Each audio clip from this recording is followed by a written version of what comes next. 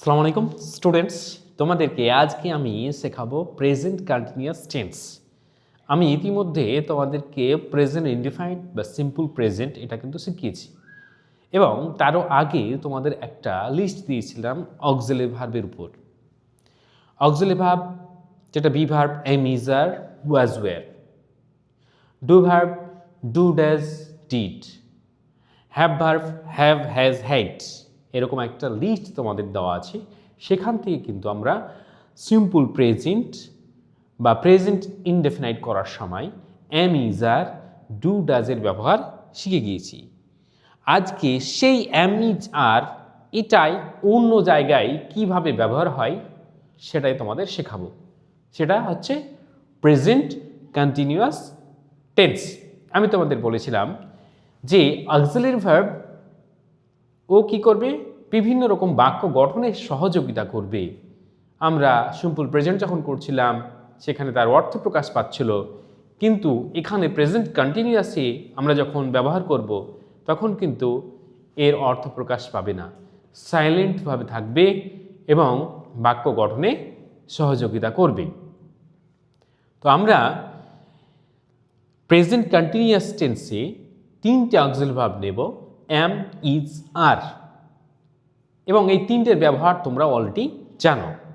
M বসে আয়ের পরে, ইজ বসে সাবজেক্ট যদি সিঙ্গুলার হয় আই বাদ দিয়ে, এবং আর বসে সাবজেক্ট যদি প্লুরাল হয়। অলরেডি সেই ব্যবহারগুলো কিন্তু আমরা জানি। এবার সেটা আমরা প্রেজেন্ট কন্টিনিউয়াস টেন্সে নিয়ে আসবো। তাহলে জেনে নিই। দেখো, প্রেজেন্ট মানে বর্তমান, কন্টিনিউয়াস মানে চলমান। কোনগুলোকে বলবো? বর্তমানকালে কোনো কাজ চলছে, আমি নিজে করছি বা আমি নিজে দেখছি যে কোনো কাজ সংগঠিত হচ্ছে, সেগুলোই হচ্ছে প্রেজেন্ট কন্টিনিউয়াস টেন্স। যেমন আমরা ইংরেজি শিখছি, সে ইংরেজি শিখছে, তারা স্কুলে যাচ্ছে, এই ধরনের বাক্যগুলোকে আমরা বলবো প্রেজেন্ট কন্টিনিউয়াস টেন্স। একদম সোজা। দেখো, প্রথমে আমরা ফর্মটাকে একটু বিশ্লেষণ করি। এস মানে সাবজেক্ট প্রথমেই বসবে, সাবজেক্টের পরে অক্সিলারি ভার্ব তিনটের মধ্যে একটা বসবে। যদি আমি বললাম আই বসলে এম বসবে, যদি সিঙ্গুলার হয় সাবজেক্ট ইজ বসবে, এবং আর বসবে যদি সাবজেক্ট প্লুরাল হয়।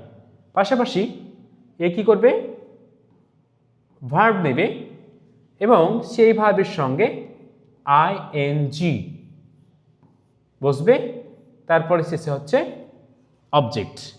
এটা হচ্ছে ফর্ম। এবং আমি একটা এক্সাম্পল নিয়ে রেখেছি তোমাদের। দেখো, আমি ইংরেজি শিখছি। তাহলে যে কোনো প্রকার বাক্যকে ট্রান্সলেট করার সময় আমরা ভার্বটাকে আগে দেখব। শিখছি, এটা হচ্ছে ভার্ব। কে শিখছে? আমি, সাবজেক্ট। কি শিখছি? ইংরেজি, অবজেক্ট। তাহলে সাবজেক্ট অবজেক্ট ভার্ব পেয়ে গেলাম। সাবজেক্ট ভার্ব অবজেক্ট সাজিয়ে নিতে হবে এবার আমাকে। তাহলে আমি, আই মানে আমি। এবার বলো কোনটা নেব? এম ইজ আর, নিশ্চয় আয়ের পরে এম, আই অ্যাম। হয়ে গেল তিনটের মধ্যে একটা নিয়েছি ভার্ব। শিখছি, শেখার ইংরেজি হচ্ছে লার্ন, মেন ভার্ব এটা লার্ন। এর সঙ্গে আমাকে কি বলেছে? আইএনজি, তাহলে আইএনজি দিয়ে দিলাম, লার্নিং। হয়ে গেল। লাস্ট আছে অবজেক্ট। তাহলে অবজেক্ট কি? ইংরেজি, আমি শেষে লিখলাম ইংলিশ।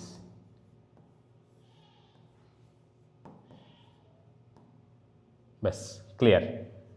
আমি ইংরেজি শিখছি, আই এম লার্নিং ইংলিশ। এবার সাবজেক্টটা যদি আমি সে বলি, সে ইংরেজি শিখছে, আমি পরিবর্তে সে বললাম, তাহলে হি, এর পরে তখন ইজ হয়ে যাবে, হি ইজ লার্নিং ইংলিশ। আবার যদি দে বলি, তারা ইংরেজি শিখছে, তাহলে দে, দে এর পরে সাবজেক্ট যেহেতু প্লুরাল হচ্ছে ওর জন্য আর হবে, দে আর লার্নিং ইংলিশ। একটু ভেঙেই বোঝায় তোমাদের, সোজা হবে। আমিটাকে চেঞ্জ করলাম,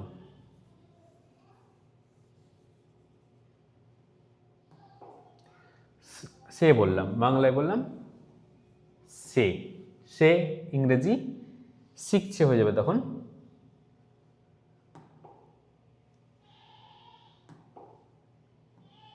শিখছে করে দিলাম হালকা করে। তাহলে সে এর ইংরেজি কি বলবো? হি। হি এর পরে তখন এম ইজ আর কোনটা বসবে? ইজ। He is. ক্লিয়ার? সে ইংরেজি শিখছে। এবারে আমি সাবজেক্ট আবার চেঞ্জ করলাম, আমি বললাম তারা।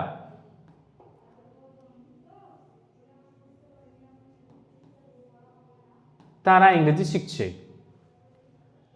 তাহলে এখানে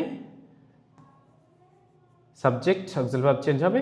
তারা ইংরেজি হচ্ছে দেই, মানে তারা। দেই এম ইজ আর, যেহেতু প্লুরাল ওই জন্য আমরা এখানে বলবো আর। দে আর লার্নিং ইংলিশ। এই হচ্ছে তোমাদের প্রেজেন্ট কন্টিনিউয়াস টেন্স এর ব্যবহার। তো আমি এইভাবে করে তোমাদের 1 বাই 1 শেখাবো। জাস্ট অক্সিলারি ভার্বের খেলা, আর কিছুই নয়। আর ডেফিনেশনটা একটু চিনে নিতে হবে নাম দেখে। প্রেজেন্ট মানে বর্তমান, কন্টিনিউয়াস মানে চলমান। বর্তমানে যে কাজ চলছে সেগুলো হচ্ছে প্রেজেন্ট কন্টিনিউয়াস টেন্স। আজকে এই পর্যন্ত। আসসালামু আলাইকুম।